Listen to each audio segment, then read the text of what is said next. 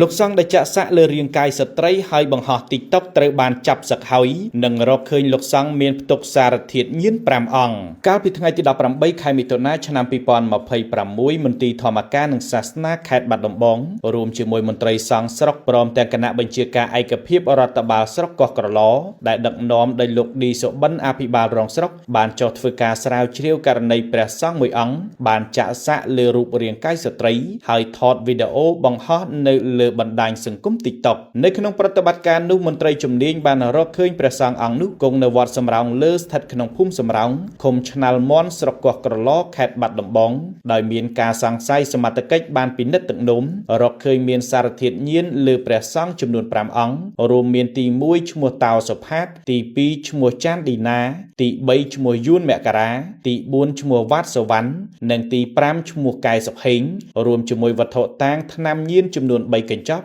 ស្រាថ្នាំចំនួន2ដបនិងសម្ភារៈសម្រាប់ជក់ថ្នាំញៀនមួយចំនួនផងដែរយ៉ាងណាក្រោយពិនិត្យឃើញព្រះសង្ឃទាំង5អង្គមានផ្ទុកនៅសារធាតុញៀនដូច្នេះមន្ត្រីជំនាញបានធ្វើការផ្សឹកហើយប្រគល់ឲ្យកម្លាំងអធិការដ្ឋាននគរបាលស្រុកកោះក្រឡដើម្បីរៀបចំនីតិវិធីបញ្ជូនបន្តទៅកាន់ស្នងការដ្ឋាននគរបាលខេត្តបាត់ដំបងចាត់ការទៅតាមនីតិវិធីច្បាប់